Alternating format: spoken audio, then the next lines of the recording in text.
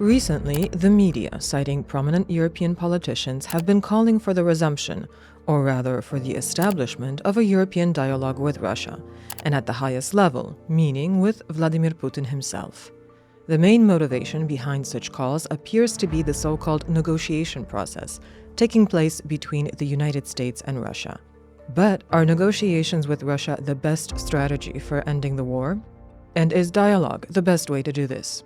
We'll answer these and other questions in this video.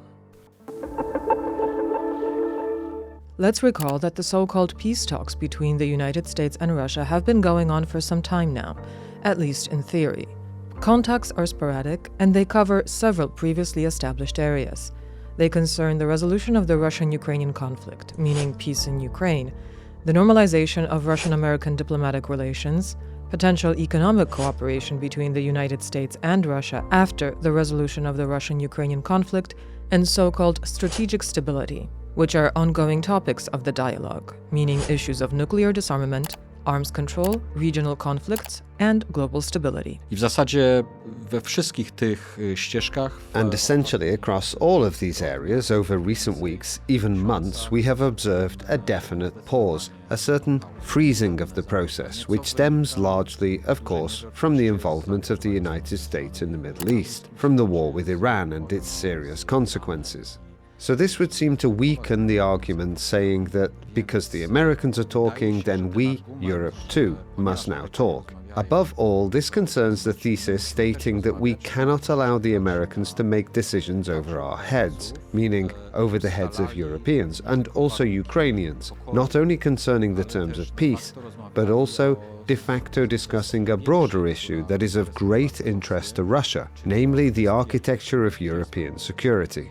From the beginning, Russia has tried to broaden these issues of conflict settlement and claim that what is really at stake is solving the so-called root causes of the conflict. This is the phrase routinely used by the Russians, and by this they mean NATO policy towards Russia, and generally Western policy towards Russia, and issues of European security. Europeans do not want, and this is of course the right way of thinking, for any decisions to be made without their participation. Decisions that will concern our European security and very concrete interests, especially if they were to introduce certain limitations concerning our defense policy, our armed forces, their deployment, weapon systems, our military activity. These are all de facto demands for restrictions that Russia had already previously, including publicly, expressed, among others in its memoranda from December 2021. Some believe that Russia has recently been sending signals that it is ready for a possible freeze of the conflict. Why is that? Tensions in Russia are growing. The economic situation is the worst it has been in years. The budget deficit is enormous, and economic growth is falling, which may foreshadow a recession. There are declines even in the arms industry and heavy industry. Social protests and signs of tensions within the elite are increasing. And the costs of the war, and above all the effectiveness of Ukrainian attacks inside Russia itself, are causing dissatisfaction and concern among ordinary Russians. This demonstrates the ineffectiveness of the Kremlin, which is unable to protect its citizens in practically any sphere of social life. A special military operation that was supposed to remain outside Russia is today becoming increasingly present within Russia itself. problemy Rosji narastają. Russia's problems are mounting, but that does not mean that at this moment the Russians, the Kremlin, are actually ready for real compromise. The Russians believe that we can indeed talk about ending the conflict in the sense that Ukrainians should agree to a certain list of basic Russian demands that have long been formulated, and which, de facto, amount to the terms of Ukraine's capitulation. And these are accepting Russia's annexation of Ukrainian territories, the withdrawal of Ukrainian forces from the unoccupied parts of the Donbass, that is, from 40% of the Donetsk Oblast, which would mean surrendering key Ukrainian defensive positions.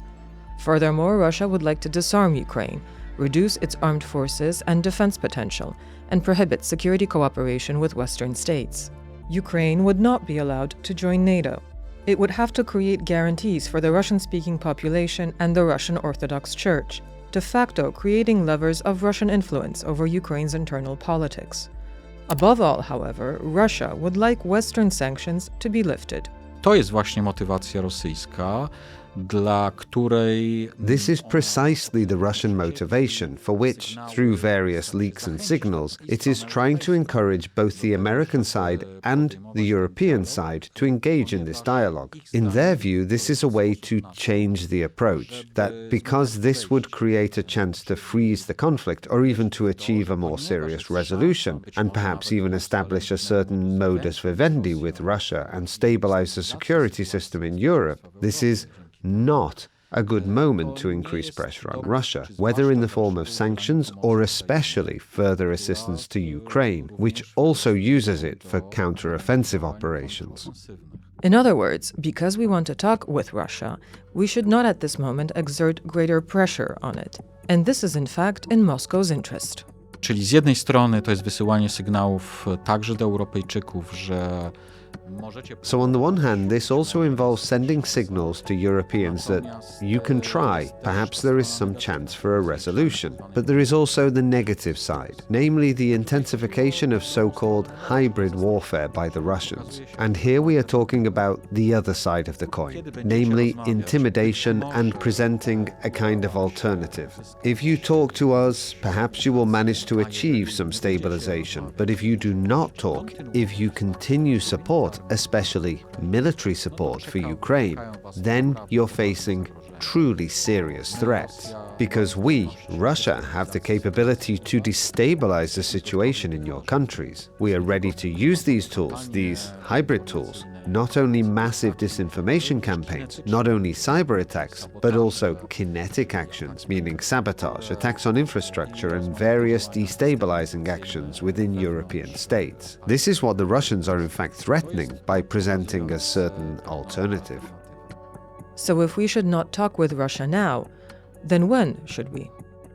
rozmawiać z Rosją warto wtedy, kiedy Rosja będzie rzeczywiście gotowa na It is worth talking with Russia when it is truly ready for serious dialogue and for something that could genuinely be called some kind of compromise. And that will happen when Russia is severely weakened and when Russia sees that it is losing the war. Without that, it makes no sense to talk to Russia, because at such a moment, when Russia is not yet convinced that it is on the path to defeat, but on the contrary, expects victory, this only strengthens the Putin regime and paradoxically leads to a hardening of the Russian position. That is, the Russians not only are not ready for any concessions, but seeing this willingness to talk, they de facto renew their demands, trying to force an agreement that would amount to the actual capitulation of Ukraine. And a freezing of the conflict in such a situation, on terms dictated by Moscow, would not only seriously destabilize the situation in Ukraine and weaken it, but would also significantly increase the threats to Europe itself. The war would not end. Freezing the conflict in Ukraine at this moment does not mean the end of the war, because this war is a broader war. It is not being waged solely on the battlefield in Ukraine. It is a systemic war against the entire Western world, which Russia is waging, and its aim is not only the subjugation of Ukraine, but the destruction of the security architecture in Europe, the destruction of NATO, the weakening of the European Union, the removal of the American presence from Europe, and opening the continent to Russian penetration. These are Russia's goals. That would give Russia time to intensify its aggressive actions and the pace of preparations for armed confrontation with NATO, for which it has been systematically preparing for years. The argument that through dialogue we strengthen our position toward Russia and the Americans, demonstrating our independence from US policy, stems from a deep misunderstanding of the Russian perception, which is exactly the opposite. Rosjanie uważają, że Europejczycy są zmęczeni i The Russians believe that Europeans are tired and are now looking for a way out of this conflict. And they also believe that Europe's subordination and dependence on the United States is rather systemic in nature and will not end quickly.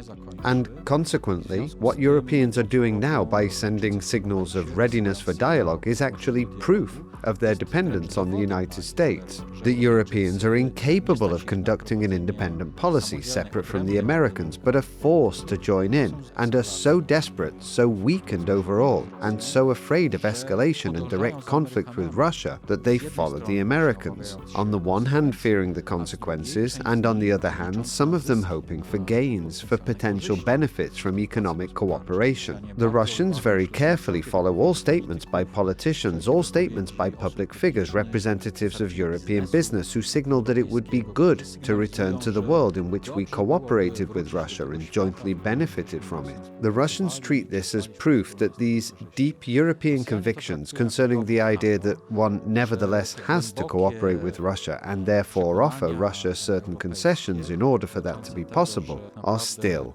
present, and that in reality part of the European elites dream of a return to business as usual with Moscow. If we shouldn't be talking to Russia, what other measures should we be taking in dealing with Putin's regime? Kontakty dyplomatyczne, zwłaszcza na wysokim szczeblu, nie są jedyną formą komunikacji. Diplomatic contacts, especially at the highest level, are not the only form of communication.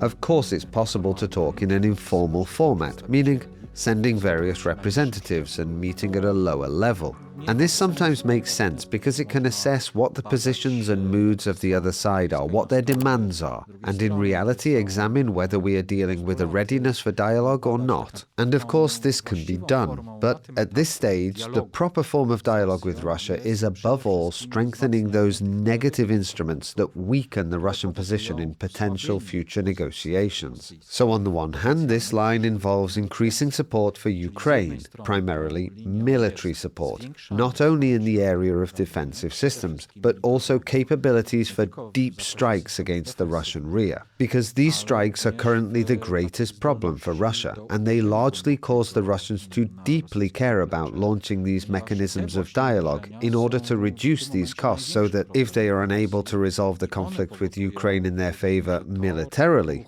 political factors on the Western side would allow them to achieve their goals at a lower cost. The point is to increase those costs on the Russian side.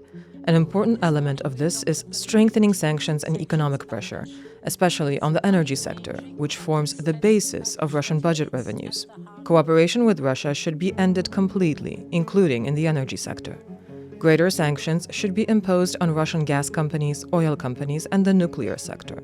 Another step would be strengthening secondary sanctions, including against third countries that import Russian raw materials, as well as preventing the physical possibility of exporting raw materials from Russia itself through the dangerous practice of using the shadow fleet.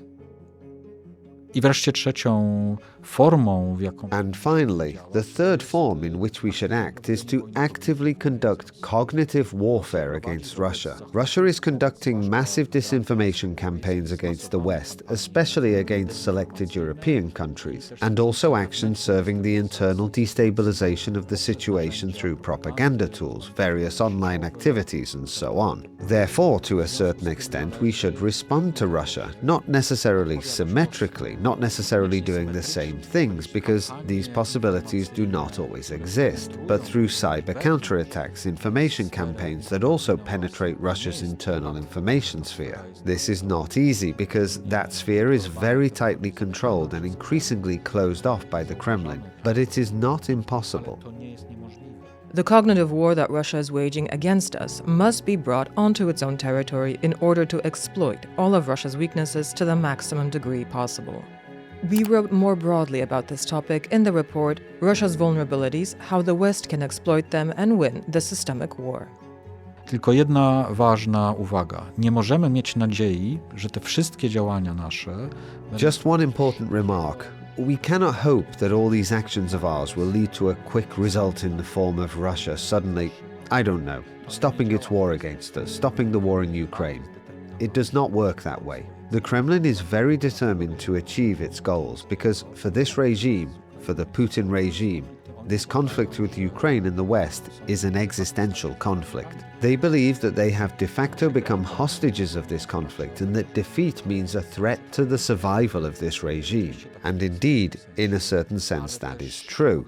But that should also be our goal. We should not deceive ourselves. Russia's war against us will end only when the totalitarian regime in Russia collapses and there is a profound change. Above all, a profound weakening of the Russian state and its focus on its own internal problems. And the point is not that this future Russian regime should be democratic. It probably won't be. But that it should understand, first of all, that this policy of aggression was ineffective, that it did not lead in any way to success, and also that Russia's internal problems are so great that Russia simply does not truly have the strength and the ability to focus on external aggressive actions, but must focus on its own problems and solving them.